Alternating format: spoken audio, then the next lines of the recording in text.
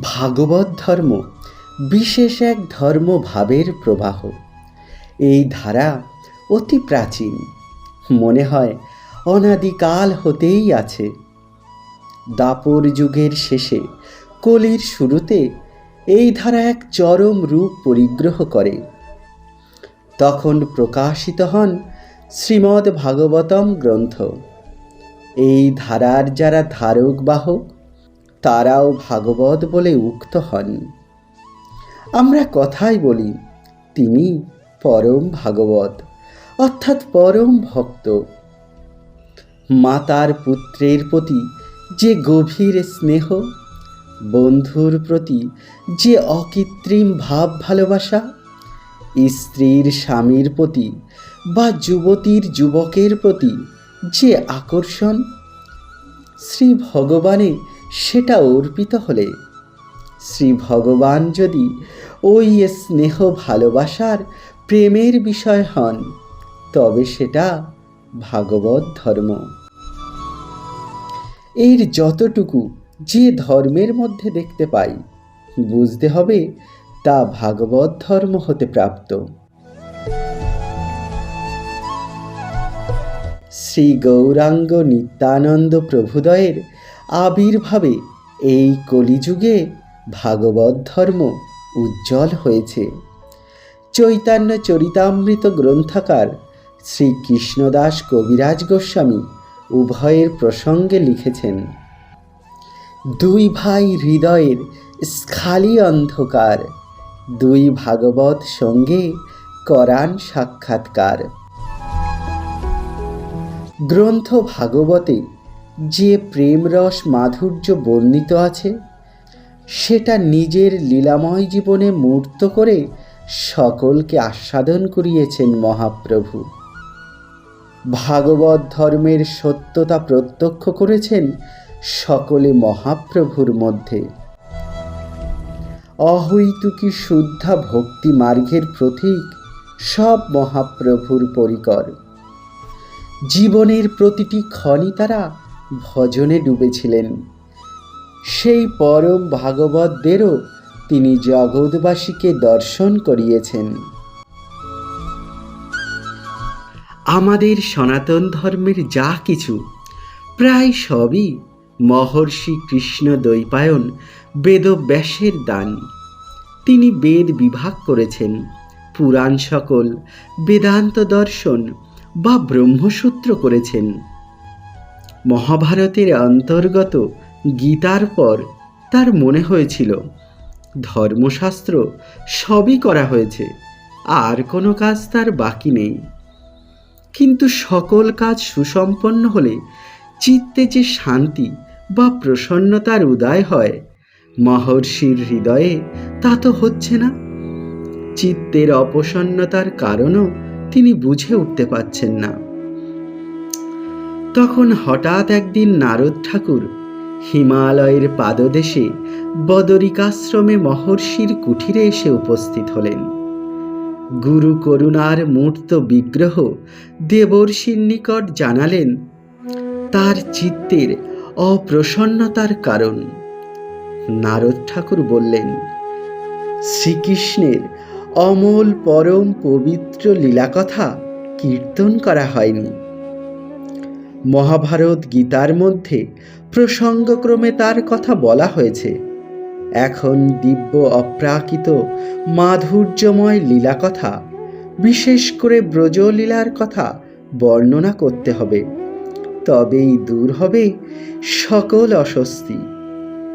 ব্যাসদেব বললেন, তার কথা তো কিছুই জানি না, কি করে বর্ণনা করব? তখন কৃপা করে নারদ ঠাকুর চতুশ্লোকী ভাগবত ও বাসুদেব মন্ত্র প্রদান করে বললেন, এই মন্ত্র জপ করো ও ভাগবত ধ্যান করো। শ্রীকৃষ্ণের কৃপায় তার সকল লীলা স্ফুরিত হবে। সাধনান্তে শ্রী ভগবত করুণায় ব্যাসদেব লাভ করলেন ভাগবত। সেটা প্রচারের জন্য সাধন করে পেলেন জীবনমুক্ত ব্রহ্মজ্ঞ পুত্র শ্রী সুখদেবকে। সুখদেব ভাগবত পেয়ে ভাগবতময় হলেন।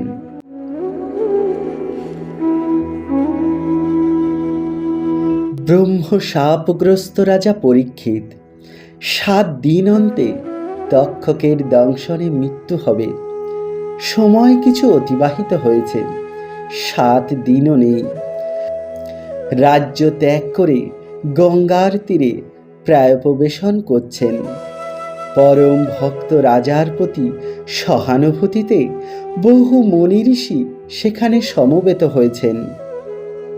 উৎকণ্ঠিত রাজা এই অল্প সময়ে কি উপায়ে, কে দেবে তাকে যথার্থ পথের নির্দেশ, যাতে মহতের অবমাননাজনিত ব্যর্থতার জীবন শ্রীকৃষ্ণ চরণ পদ্ম লাভে সার্থক হবে, তা জানতে চাইলেন।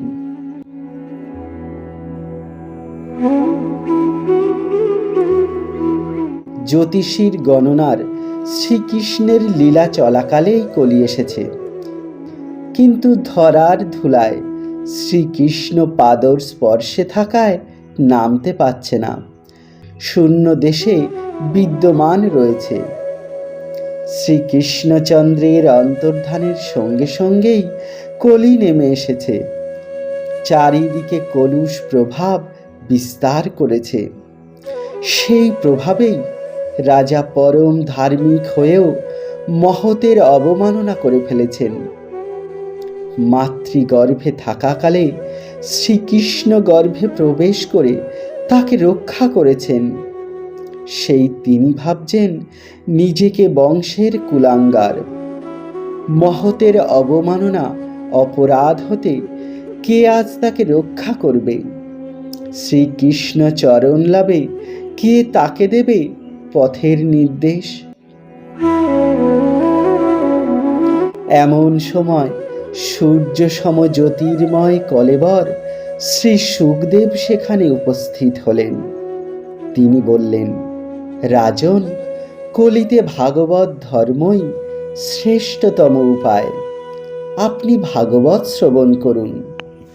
অবশ্যই শ্রীকৃষ্ণ চরণ লাভ করে আপনি 7 দিন অন্তে দিব্যধামে গমন করবেন। সেই সভায় রোমহর্ষণ পুত্র সুতমুনি ছিলেন। শ্রী সুখদেবের শিষ্য তিনিও 7 দিন 7 রাত শ্রবণ করেছেন এবং গুরু কৃপায় সবই, প্রতিটি শ্লোক যখন যেভাবে গুরুদেব বলেছেন সবই স্মরণ রাখতে সমর্থ হয়েছেন। কিছুকাল পর ঋষিরা দেখলেন কলির কলুষ অন্ধকারে চারিদিক ছেয়ে যাচ্ছে। চরম দুর্দিন ঘনিয়ে আসছে মানুষের জীবনে।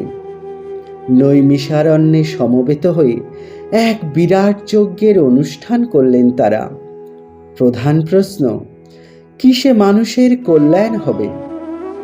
এতদিন শ্রীকৃষ্ণ ছিলেন, এখন কলির অন্ধকারে কে আলো দেবে?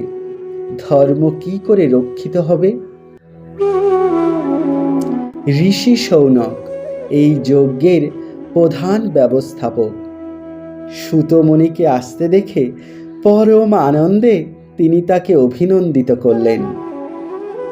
ঋষিদের প্রশ্নে সুতমুনি বললেন, শ্রীকৃষ্ণতুল্য পুরাণ সূর্য ভাগবত উদিত হয়েছেন। এই ঘোর কলিতে ভাগবতই পথ দেখাবে। মহারাজ পরীক্ষিতের সভায় শ্রী গুরুমুখে যা শুনেছি সবই স্মরণে আছে। আপনাদের সব সমস্যার সমাধান হবে সেই ভাগবত কথাই বলবো। সেটাই শ্রীমদ্ ভাগবতম শাস্ত্র গ্রন্থ। যেখানে নিজের কথা সেখানে সুত উবাচ বলে উল্লেখ আছে। ভারতীয় ধর্ম সংস্কৃতিতে শ্রীমদ্ ভাগবত অসীম মর্যাদার স্থান পেয়েছে। শাস্ত্র পাঠ বললে শ্রী ভাগবত পাঠ বোঝায়। লক্ষ লক্ষ লোককে এতকাল আকর্ষণ করেছে। গ্রন্থে কি আছে তা জানলেই মানুষের কল্যাণ।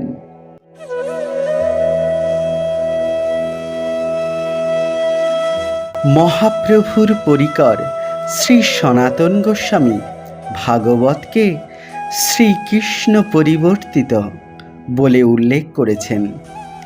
লীলা পুরুষোত্তমই এখন শব্দ ব্রহ্মরূপে আছেন। শ্রী ভাগবতকে শ্রীকৃষ্ণের পূর্ণ দেহরূপে ভাবা হয় এবং একই মন্ত্রে পূজিত হন। ভাগবতে 14,000 শ্লোক আছে। 10টি স্কন্ধে বিভক্ত।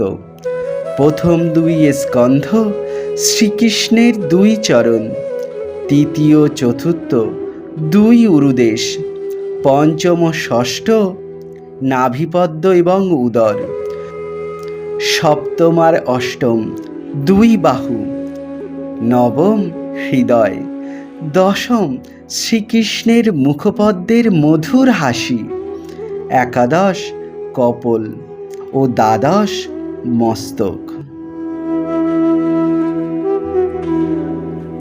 শ্রী ভাগবত ধর্মের সার কথা হৃদয়ের নির্মল বিশুদ্ধ ভালোবাসা, যে ভালোবাসার মধ্যে কোনো আকাঙ্ক্ষা, অভিপ্রায় বা সুখানুসন্ধান নেই, তাই শ্রী ভগবান লাভের প্রকৃষ্ট উপায়। এই সংবাদ এতই মূল্যবান এবং ভুলে গেলে জীবের যে চরম সর্বনাশ, তাতে ভগবান নিজেই চিন্তিত হয়ে পড়েন এবং সেটা জানাবার জন্য নিজেই আবার আসেন, যেমন এসেছিলেন শ্রী গৌরাঙ্গ মহাপ্রভু হয়ে। এই শ্রী ভাগবতের পরিচয় প্রদান জীবের পক্ষে সম্ভব নয়, এজন্য নিজেই নিজের পরিচয় দিয়েছেন। প্রথম শ্লোকে প্রণাম করেছেন পরম সত্যকে। সৃষ্টি স্থিতি লয় যাহা হতে, সেই সত্যস্বরূপ ভগবানকে ধ্যান করি। সত্যম পরম ধীমহি। দ্বিতীয় শ্লোকে বস্তু নির্দেশ করেছেন। কি বস্তুর বর্ণনা করবেন? বেদ্যম বাস্তবমাত্র বস্তু শিবদম তাপত্রয়োন্মূলনম, যাহা পরম মঙ্গলকর, তিতাব জ্বালা বিনাশক, যা শ্রবণ ইচ্ছামাত্র ভগবান তৎক্ষণাৎ হৃদয়ে অবরুদ্ধ হন, সেই বাস্তব বস্তুর কথা বলা হবে। এই বিশ্বের কিছুই বাস্তব নয়, স্থায়ী নয়। যিনি অনাদিকাল হতে আছেন এবং অনন্তকাল থাকবেন, তিনি একমাত্র বাস্তব বস্তু, আর তার কথাই শ্রী ভাগবতের প্রতিপাদ্য। তৃতীয় শ্লোকে ভাগবত নিজের পরিচয় দিয়েছেন। নিগম কল্পতরুর গলিতম ফলম, অর্থাৎ বেদ কল্প বৃক্ষের গলে পড়া ফল। গাছের ফল আমরা 2 প্রকারে পেতে পারি। এক, গাছে উঠে বা আকশি দিয়ে পাড়া, অর্থাৎ চেষ্টা করে পাওয়া। আর দ্বিতীয় উপায় হলো গাছ থেকে ফল পেকে পড়ে গেলে, অর্থাৎ গাছের দান রূপে পাওয়া। প্রথমটি চেষ্টালব্ধ, দ্বিতীয়টি করুণালব্ধ। গাছ থেকে যে ফলটি পেকে পড়েছে, সেই সুপক্ক ফলটি বৃক্ষের ঠিক পরিচয় দেয়। চেষ্টা করে পাওয়া যে ফল, তা একটু কাঁচা থাকে, তাই ঠিক পরিচয় পাওয়া যায় না ওই ফল হতে। সত্য বস্তুকে, পরম তত্ত্বকে চেষ্টার দ্বারা পাওয়া যায় না, তার কৃপাতেই পাওয়া সম্ভব। ইয়ামে বৈশব্রীনুতে তেন লভ্য। আমাদের সকল শাস্ত্রই মুনি ঋষিদের সাধনলব্ধ, চেষ্টালব্ধ, কিন্তু ভাগবত কেবল করুণালব্ধ। সেই ভাগবত ভক্ত শ্রী শুকদেবের মুখ হতে যখন তার অনুভূতি মণ্ডিত হয়ে এলো, তখন তা অমৃতময় হল। অন্য শাস্ত্র অপেক্ষা তাই তার উৎকর্ষ অনেক বেশি। এই পরম সম্পদ কৃপা ছাড়া চেষ্টায় লভ্য নয়। নায়মাত্মা প্রবচননে লভ্য, ন মেধয়া ন বহুনা শ্রুতেন। করুণা ছাড়া পাওয়ার কোনো উপায় নেই। ভাগবতের মূল বক্তব্য বা বার্তা কি? অন্যান্য সকল শাস্ত্রের বিষয়বস্তু ভাগবতে আছে, তাছাড়া এর নিজস্ব বৈশিষ্ট্যও আছে। জাতি হিসাবে আমাদের বাঁচতে হলে ওই পুরানো ঐতিহ্য, শাস্ত্রের সংবাদ জানতে হবে। অতীতের মূল্যবান সম্পদ হারালে জাতি বাঁচবে না। উন্নত গ্রিক ও মিশরীয় সভ্যতা ছিল প্রাচীন, আজ মরে গেছে।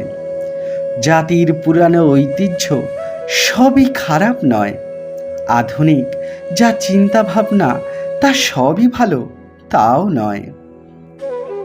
ধরুন আজ আপনার বয়স হয়েছে 60 বছর। বিগত 60 বছরের কোনো জ্ঞান অভিজ্ঞতা যদি আপনার স্মৃতিতে না থাকে, তবে বুঝতে হবে ওই 60 বছর আপনার জীবন মৃত। অতীতকে ভিত্তি করেই ভবিষ্যৎ তার রূপ নেয়। বাল্যের উপর ভিত্তি করে আসে কৈশোর, এবং কৈশোরের উপর ভিত্তি করে আসে যৌবন। কোনো বৃক্ষের সব পাতা শীতে ঝরে যায়, আবার বসন্তে সব নতুন পাতায় গাছ ভরে যায়। সবুজ পাতারা যদি ভাবে আমরা সবাই নতুন, পুরাতনের সঙ্গে রাখব না কোনো সম্পর্ক। আমাদের জীবনে সবচেয়ে পুরানো হচ্ছে শিকড়। তাকে বাদ দাও, তাহলে গাছ বাঁচবে না, সবুজ পাতারও আর অস্তিত্ব থাকবে না। সেইরূপ জাতির জীবনে কিছু প্রাচীন ঐতিহ্য আছে, শিকড় স্থানীয়। তাদের যত্নে রক্ষা না করলে আমাদের অস্তিত্বই বিপন্ন হবে।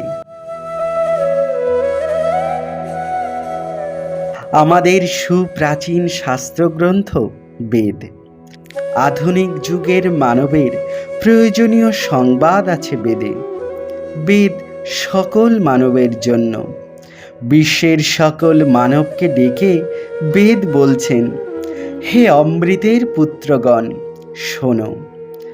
শৃণ্বন্তু বিশ্বে অমৃতস্য পুত্রাঃ। বেদ এমন কি বলবেন যা শোনার মতো, মান্য করবার মতো? যদি বলেন ঈশ্বর আছেন, আত্মা আছেন, পরকাল আছে, অনেকেই এসব কথায় আপত্তি তুলতে পারেন।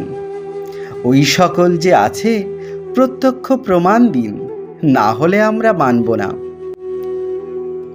এ সকল অপরোক্ষ অনুভূতির বিষয়, তাই প্রত্যক্ষ প্রমাণ যা সকলেই দেখতে বা বুঝতে পারে তা দেওয়া সম্ভব নয়। সাধনার বিশেষ স্তরে উঠলে তখন নিজেই ওই সব প্রত্যক্ষ করবেন, অন্যথা নয়।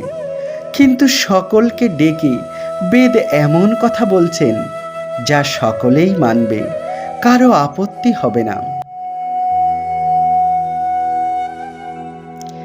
এমন কি কথা থাকতে পারে যা সকলেই মানবে? শুনুন, বেদ বলছেন মানুষের জীবনে দুঃখ আছে। ব্রহ্মানুভূতি বা আত্মানুভূতি না থাক, দুঃখানুভূতি সকলের আছে। আর এই দুঃখ কেউই চায় না। এর বিপরীত সুখের সকলেই পিয়াসী। দুঃখ আমাদের জীবনে চেপে বসে আছে, শত চেষ্টাতেও হটানো যাচ্ছে না। আমরা সকলে সব সময় চাইছি আমার যেন দুঃখ না হয়, সুখ হয়। এটাই সকল বিশ্ব মানবের কথা। বেদ এই কথাই বলেছেন, যেন আমার দুঃখ না হয়, যেন সুখ হয়। দুঃখম মে মা ভূত, সুখং মে ভূয়াৎ। এ কথায় আপত্তি করবার কেউ আছে বলে মনে হয় না। বিশ্বের সকল মানব দিবারাত্র চাইছে এবং প্রাণান্তকর পরিশ্রম করছে একটাই উদ্দেশ্যে, যাতে দুঃখ না হয়, জীবনে সুখ হয়। ব্যক্তি, পরিবার, সমাজ, রাষ্ট্র সকলেই এই চেষ্টায় রত। শাস্ত্রকারগণ বলেছেন, আমাদেরও ওই একই উদ্দেশ্য, মানব জীবনের দুঃখ দূর করা এবং সুখ শান্তি বিধান করা। তবে অপরের চেষ্টা লৌকিক, আমাদের চেষ্টা পারমার্থিক। অপরের চেষ্টায় ফল সাময়িক, আমাদের চেষ্টার ফল স্থায়ী। ধরুন, ক্ষুধায় কেউ পীড়িত, তাকে খাবার দিলেন, ক্ষুধার দুঃখ গেল, কিন্তু একটু পরে আবার ক্ষুধা পাবে। রোগের যন্ত্রণা ডাক্তার ওষুধ দিয়ে ভালো করলেন, দুঃখ গেল, কিন্তু আবার রোগ হবে। এমন ঔষধ ডাক্তারের নেই যে আর রোগ হবে না।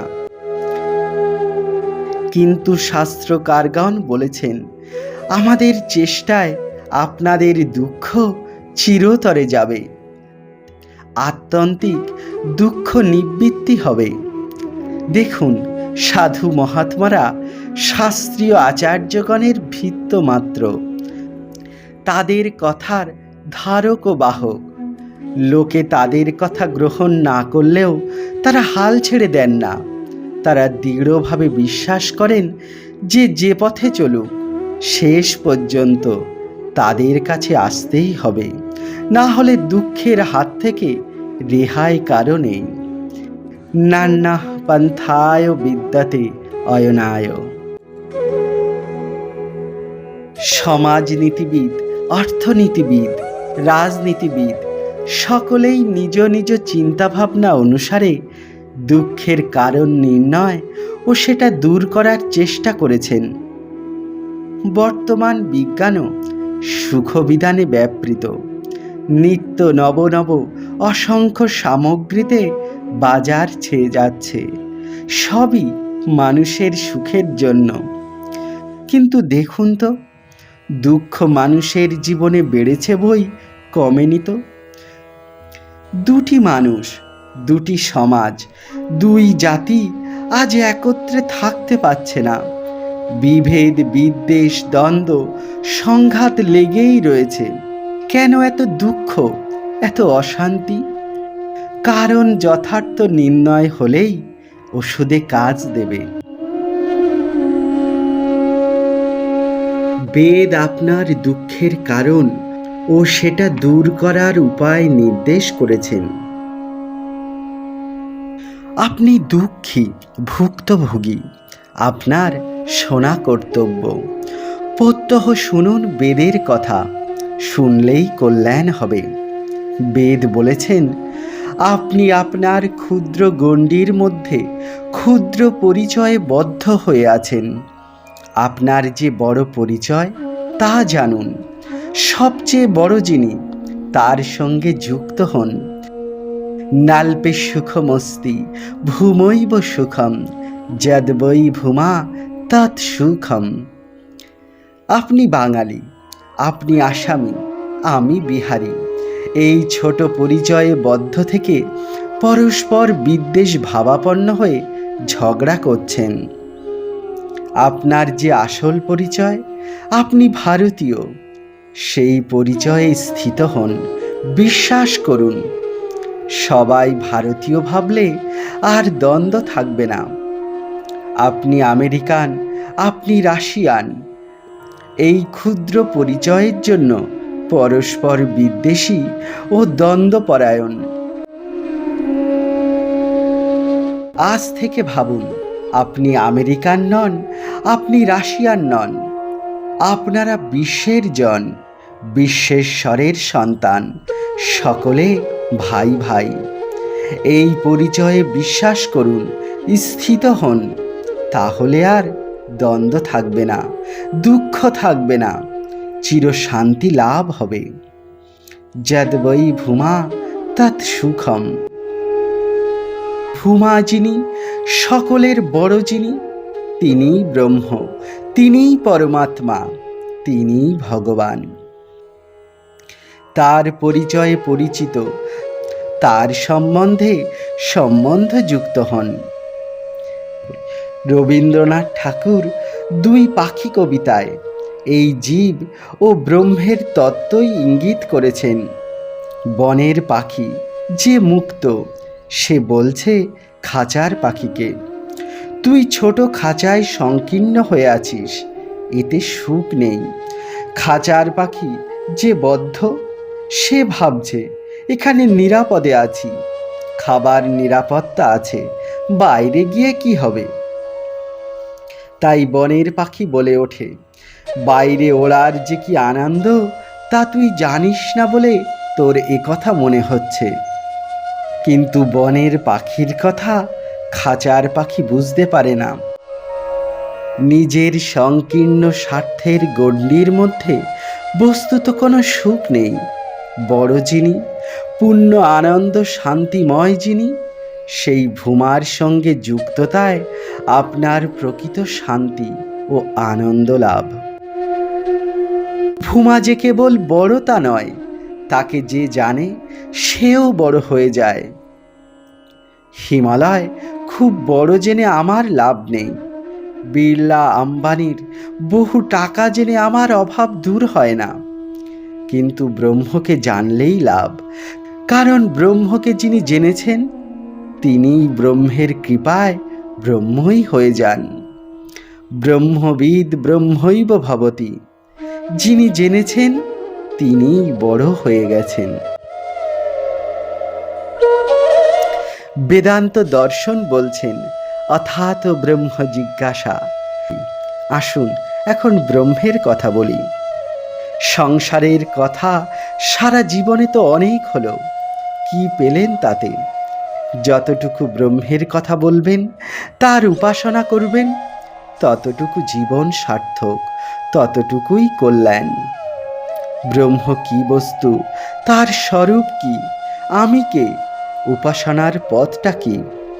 ব্রহ্মতত্ত্ব, জীবতত্ত্ব, ঈশ্বরের সঙ্গে জীবের সম্বন্ধ, কেমন করে তার কাছে যাওয়া যাবে, তাকে পাওয়া যাবে, এটাই শাস্ত্রের কথা। সব শাস্ত্রের যে কথা, ভাগবতের সেই কথা। তাছাড়া ভাগবতের কিছু বিশেষ কথা আছে, তা না শুনলে বা না জানলে আমাদের সমূহ ক্ষতি। ধরুন অনেক গায়ক একসঙ্গে গান করছেন, তাদের মধ্যে একজনার কণ্ঠ অতীব মধুর, তার গান যদি পৃথক করে না শোনা যায় তবে যেমন লোকসান, ভাগবতের সম্বন্ধেও তাই। ভাগবতের নিজস্ব বার্তাটা তাই শুনতেই হবে। ভাগবতের কি বার্তা তা সংক্ষেপে বলা যায়, আবার বিস্তার করেও বলা যায়। সারা জীবন শুনলেও তা ফুরাবে না। ধরুন বন্ধু এসেছে কলকাতায়, তাকে আপনি 10 মিনিটেও কলকাতা দেখাতে পারেন। মনুমেন্টে উঠে দেখালেন কোথায় গঙ্গা, মিউজিয়াম, চিড়িয়াখানা ইত্যাদি। আবার আপনি অনেক দিন ধরে খুঁটিয়ে ভালো করে দেখাতে পারেন। ঠিক তেমনি শাস্ত্রকেও দুভাবে দেখতে হবে, সামগ্রিকভাবে সবটা একেবারে, এবং খুঁটিয়ে ভিন্ন ভিন্ন শ্লোক অধ্যায় করে, অ্যানালাইটিক আর সিনথেটিক দুইভাবে। ভাগবতে উল্লেখ আছে বিশেষ করে কলির জীবের জন্য এবং সংসারী মানুষের জন্য। সংসারী কে? অত্যন্ত বৈরাগ্যবান বা অত্যন্ত ভোগাসক্ত নন যিনি, সেই সংসারী। স্ত্রী পুত্রাদি নিয়ে সংসার যাত্রা নির্বাহ করছে, অথচ ভালো লাগে না, আবার ছেড়েও যেতে পারে না। কিছুটা ভালো লাগা আছে, আবার কিছুটা বিরক্তি, দুঃখ, জ্বালা বোধও আছে যার, সেই সংসারী। সকল শাস্ত্র বলছেন ব্রহ্মকে জানো, ব্রহ্মের উপাসনা করো, ব্রহ্মের সঙ্গে যোগ যুক্ত হও, তবেই তোমার কল্যাণ, তবেই দুঃখ মুক্তি। শ্রী ভাগবত বলছেন, হে কলিহত জীব, ব্রহ্মের উপাসনার ক্ষমতা তোমার নেই। অত্যন্ত চঞ্চল তোমার মন, ব্রহ্মের সঙ্গে যোগযুক্ত হওয়া তোমার সাধ্যাতীত। তাই ব্রহ্মের নিকট তোমাকে যেতে হবে না, তিনি নেমে এসেছেন মানব দুয়ারে। তাকে ডাকবার সামর্থ্য কোথায় তোমার? তোমার ডাক তার কাছে পৌঁছাবে না, আর প্রয়োজনও নেই তার। তিনি তোমায় ডাকছেন, সর্বভূত মনোহারী মুরলী ধ্বনি করে ডাকছেন। শোনো কান পেতে, সংসারের কর্ম কোলাহল থেকে একটু সরে এসো, তবে শুনতে পাবে। ছোট ছেলে মেলায় গেছে বাবার সঙ্গে, নানান মনোমুগ্ধকর জিনিস দেখতে দেখতে কখন বাবার হাত ছেড়ে গেছে জানতে পারেনি। অসংখ্য লোকের ভিড়ে কোথাও দেখতে পাচ্ছে না বাবাকে। একাকী বাড়ি ফিরতে পারবে না, ভয়ে ব্যাকুল হয়ে কাঁদছে বাবা বাবা বলে। একজন হিতাকাঙ্ক্ষী তাকে বললেন, খোকা, বাবা বাবা বলে কেঁদো না, কত অসংখ্য বাবা রয়েছে এই মেলায়। বাবাকে হারিয়ে তুমি যে কেবল বিপদগ্রস্ত তা নয়, তোমায় হারিয়ে তোমার বাবাও বিপদগ্রস্ত। তোমায় না নিয়ে তিনি ঘরে ফিরতে পারবেন না। ভালো করে কান পেতে শোনো, তিনি আকুল হয়ে ডাকছেন তোমার, তোমার নাম ধরে তোমাকে ডাকছে, তুমি কান পেতে শোনো। তাকে হারিয়ে তার বাবা আকুল হয়ে খুঁজছেন, নাম ধরে ডাকছেন। এই সংবাদ তার কাছে অভিনব। এক কল্যাণ পথের দরজা খুলে গেল তার সামনে। জীব আমরা ভগবানকে ভুলে দুঃখ জ্বালা যন্ত্রণা ভোগ করি। শ্রী ভগবানও আমাদের জন্য দুঃখী কাতর। আমাদের দুঃখ তিনি সহ্য করতে পারছেন না, তাই আমাদের দুয়ারে এসে আমাদেরকে ডাকছেন, কাঁদছেন। উচ্চস্বরে কান্দে প্রভু জীবের লাগিয়া। এই সংবাদ সত্যিই অভিনব। এই প্রাণ জুড়ানো আশার সংবাদ ভাগবত এনেছেন জীবের দুয়ারে। যে শুনল, যার এ কথায় বিশ্বাস জন্মালো, তার জীবনধারা পাল্টে গেল। শাস্ত্র বলছে, ব্রহ্মকে জানলে আপনি ব্রহ্ম হয়ে যাবেন। ব্রহ্মবিদ ব্রহ্মৈব ভবতি। তপস্যার এতখানি সামর্থ্য। অদ্বৈত বেদান্ত মতে জীব ব্রহ্মই হয়ে যায়। এই সংবাদ বিরাট, শুনে চক্ষু বিস্ফারিত হয়। ভগবান শঙ্কর ব্রহ্মই হয়ে গেছেন। শ্রীমদ্ ভাগবত বলেন, এত বড় বিস্ময়কর খবর আমার নেই, তবে এর থেকে সুন্দর প্রাণ জুড়ানো মধুর সংবাদ আছে। মানুষ তপস্যা করে ব্রহ্ম হয়, ভগবান তপস্যা করে মানুষ হয়ে আসেন। আর এই ভগবানের তপস্যাই করুণা। ব্রহ্ম যখন করুণাঘন মূর্তি ধরে আসেন, তখন তার মতো সুন্দর মধুর আর কিছুই হতে পারে না। বিরাট যে ভগবান তিনি নন, মধুর যে ভগবান তিনিই আসল। ভগবত্তার পরম পরাকাষ্ঠা, মাধুর্য ভগবত্তা সার। তাই মানুষ হয়ে যখন তিনি আসেন, তখন সর্বতাশায়ী মাধুর্য মণ্ডিত হন। শাস্ত্র তপস্যার ক্ষেত্রে অধিকারী অনধিকারীর প্রসঙ্গ তুলেছেন। তপস্যার জন্য যোগ্যতা লাভ করা যায়, তাই অধিকারী হতে হবে। সবাই কিন্তু অধিকারী নয়। স্ত্রীলোক ও শূদ্র অনধিকারী। আসলে ব্রাহ্মণ জন্মমাত্র শূদ্র, জন্ম না জায়তে শূদ্র। সাবিত্রী মন্ত্র পেয়ে নিত্য গায়ত্রী মন্ত্র জপ করলে হবেন দ্বিজ, নিত্য বেদ পাঠ করে তবেই হবেন বিপ্র। আর ব্রহ্মতত্ত্বের অনুশীলন করলে, ব্রহ্মকে জানলে হবেন ব্রাহ্মণ। তাই অধিকারী ভেদ তো অসঙ্গত নয়। যে স্কুল ফাইনাল পাশ করেনি সে কি করে বিএ ক্লাসে ভর্তি হবে? অধিকারী না হলে তপস্যার পথে অগ্রসর হওয়া যায় না, এবং সেটা কখনো সম্ভব নয়। কিন্তু শ্রী ভাগবত বলেন, আমার নিকট অধিকারী অনধিকারী কিছু নেই, সকলেই অধিকারী। কারণ ভগবান পাওয়ার জন্য যা দরকার তা সকলের আছে। কি সেই বস্তু যা সকলের আছে এবং যার দ্বারা সহজেই সকলে ভগবানকে লাভ করতে পারে? তা হচ্ছে হৃদয়ের শুদ্ধ ভালোবাসা। সকল জীবের হৃদয়েই এই ভালোবাসা আছে, এমনকি বাঘ সিংহের মধ্যেও আছে। আত্মার ধর্মই ভালোবাসা। যেখানে আত্মা আছেন সেখানে ভালোবাসা থাকবেই। তবে জীবের ভালোবাসা তো শুদ্ধ নয়।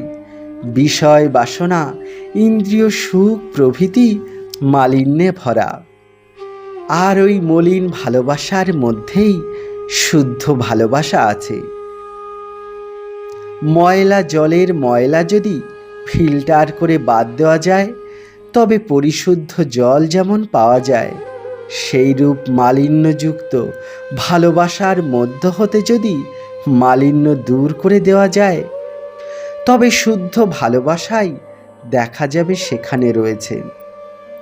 প্রেম সকলের মধ্যে আছে, কেবল মালিন্যটুকু সরাতে হবে। আর সেই প্রেম চেষ্টায় লভ্য নয়। তাই বৈষ্ণবাচার্য বলেছেন, নিত্য সিদ্ধ কৃষ্ণ প্রেম সাধ্য কবু নয়, শ্রবণ আদি শুদ্ধ চিত্তে করয়ে উদয়। পশু পাখি জীব জন্তুর মধ্যে যে প্রেম আছে তার প্রমাণ পাবেন শ্রী বৃন্দাবন লীলায়। মহাপ্রভুর বৃন্দাবন যাত্রাকালে ঝাড়িখণ্ডের পথে সিংহ, হাতি প্রভৃতি জন্তু মহাপ্রভুর সঙ্গে কৃষ্ণ নাম করেছে। এমনকি বৃক্ষলতা, নদী, পর্বত তারাও পেয়েছে ভগবানকে ব্রজলীলাকালে। ভালোবাসার কি সামর্থ্য দেখুন। বাক্য মনের অতীত যিনি, মহাযোগীরাও যাকে সাধননিষ্ঠ মন দিয়ে ধরতে পারেন কিনা সন্দেহ, তাকে হাত দিয়ে ধরবার জন্য ছুটছেন গোপমাতারা, এবং নিশ্চয়ই ধরেছেন। কোন অধিকারে ধরতে চান? হৃদয়ের শুদ্ধ ভালোবাসার জোরে। জ্ঞান নেই, বিদ্যা নেই, শাস্ত্র পাঠ নেই, ব্রাহ্মণকুলে জন্ম নেই, যম নিয়ম প্রাণায়াম নেই, তবে আছে কেবল শ্রী ভগবানে অহৈতুকী ভালোবাসা। ভালোবাসা আমাদেরও আছে, আমরাও অধিকারী। এই বোধটাই অনেক এগিয়ে নিয়ে গেল মানব গোষ্ঠীকে। অতি সাধারণ মানুষ যারা, প্রায় সর্বহারা, গোপপল্লীর সেই অশিক্ষিত মানুষের ভালোবাসা নিয়েই ভাগবত। ভগবানকে বশীভূত করার মতো সম্পদ মানুষের আছে, এমন খবর ভাগবত ছাড়া আর কেউ দেয়নি। মানুষের ভালোবাসার জন্য ভগবান লালায়িত, আর সেই ভালোবাসা আস্বাদনের জন্য ভগবান মানুষ হয়ে আসেন। তিনি মানুষের দুয়ারে আসেন, মানুষকে ডাকেন এবং কেঁদে যান। এই কথার রেশ যদি অন্তরে লেগে গেল তো জীবন পাল্টে যাবে। এই অভিনব সংবাদ ভাগবতের দান। কাব্য উপন্যাসের বিষয়বস্তু মানুষ ও তার ভালোবাসা। ভাগবতে ভগবান মানুষ হয়ে এসেছেন এবং প্রেমের লীলা করেছেন। এজন্য শ্রেষ্ঠ দর্শনের গ্রন্থ হয়েও ভাগবত একখানি অপূর্ব কাব্যগ্রন্থ। দার্শনিকের দৃষ্টিতে কাব্য বা উপন্যাস পাঠের অযোগ্য, আবার সাহিত্য রসিকের নিকট দর্শনের গ্রন্থ রসহীন, অপাঠ্য। শেক্সপিয়ারের কাব্য যার ভালো লাগে, কান্টের দর্শন তার কাছে নীরস, অর্থহীন বলে মনে হয়। কিন্তু ভাগবতের দর্শন ও কাব্য মাখামাখি, এমন গ্রন্থ বিশ্ব সাহিত্যে আর দ্বিতীয় নেই। গৌড়ীয় দর্শন ভাগবত ভিত্তিক। এজন্য ভাগবত কত যে কাব্য, পদ পদাবলীর সৃষ্টি করেছে তার ইয়াত্তা নেই। কথায় বলে, কানু বিনে গীত নাই। ভাগবত ব্রহ্মের রসস্বরূপের কথা বলেছেন। প্রচলিত ধারণা এই, কান্তা প্রেম বা যুবক যুবতীর ভালোবাসা ছাড়া রস হয় না। ভালোবাসার যদি সমস্ত সত্তাটা প্রেমের পাত্রে ন্যস্ত বা ইনভলভ না হয়, অর্থাৎ যদি রোম্যান্স না হয়, তবে ভালোবাসার পরাকাষ্ঠা বা রতি হলো না। ভাগবতে দেখুন, বাৎসল্যে সখ্যেও রতি রয়েছে। বিশ্বের আর কোনো অন্য সাহিত্যে এই সম্পদ নেই। আবার দেখুন পরকীয়া প্রেম। উপপতিতে রমণীর যে ভালোবাসা, তা সমাজে ঘৃণিত। ভাগবতে দেখুন পরকীয়া রসের কি মাধুর্য। এখানে সেটা নিন্দনীয় নয়। যেমন নর্দমার জল এসে গঙ্গায় পড়ে গঙ্গাই হয়ে যায়, সেইরূপ যত কিছু মলিন, নিন্দনীয়, তা ভাগবত সম্পর্কায়িত হলে আর মালিন্য থাকে না। ব্যাপকতা ও গভীরতায় ভাগবতের চমৎকারিত্ব সর্বাতিশয়ী।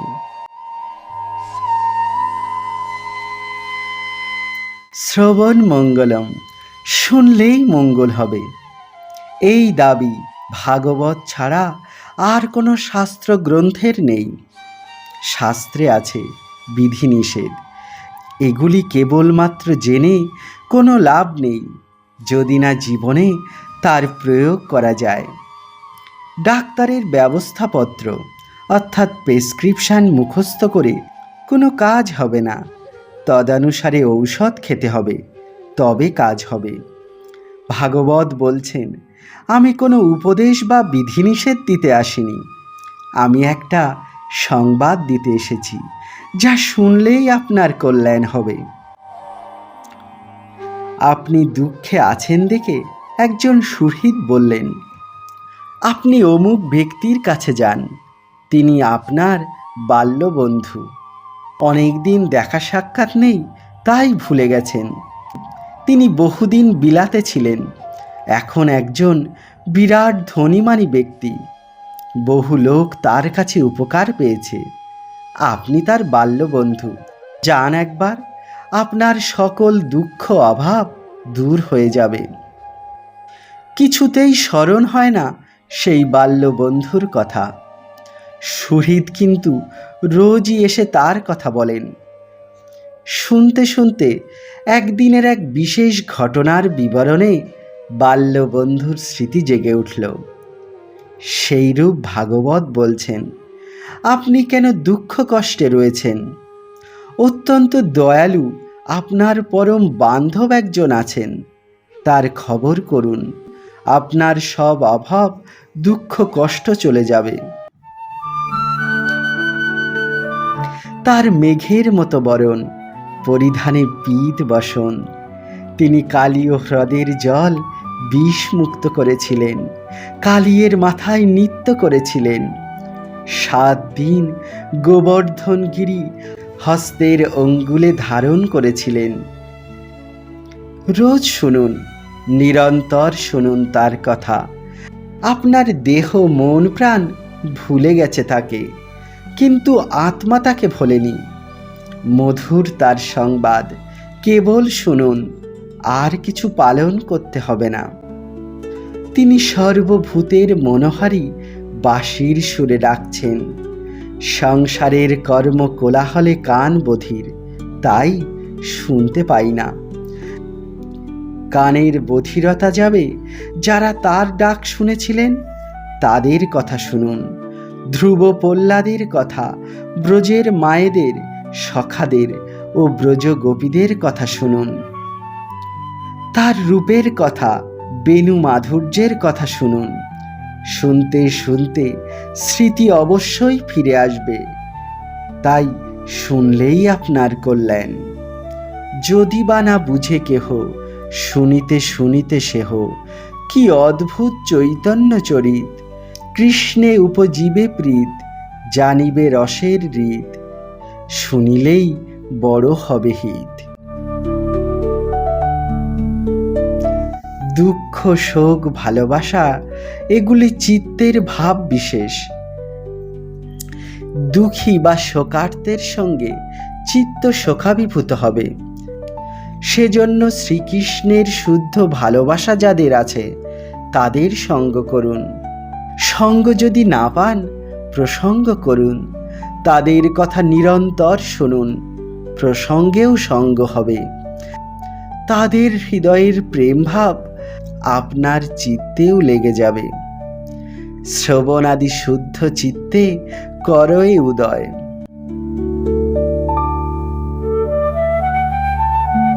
জাতীয় জীবনের এক মহা সংকটকালে মহাপ্রভু এসেছিলেন। ভাগবতের সঙ্গে সাক্ষাৎকার করিয়ে জাতিকে, আর্য ধর্ম সংস্কৃতিকে রক্ষা করেছিলেন। সেই ভাগবতের মহাদান আমরা ভুলতে বসেছি। তাই অনেক মহাত্মাজন বারংবার এসে ওই মহাদানের দিকে আমাদের দৃষ্টি আকর্ষণ করছেন। সত্যি বলতে কি, শ্রী ভাগবতের কথা ইচ্ছা করলেই বলা যায় না, শুনলেই শোনা হয় না। কয়লা যেমন আগুনে পুড়ে আগুনে রূপান্তরিত হয়, তেমনি তিনি কৃপা করে জিহ্বা কর্ণ অপ্রাকৃত করলে তবেই ভাগবতের কথা বলা যায়, শোনা যায়। জয় নিতাই। আজ এই পর্যন্ত। খুব সুন্দর এই গ্রন্থের পরবর্তী অংশের আস্বাদন নিয়ে শীঘ্রই আপনাদের সম্মুখে উপস্থিত হব।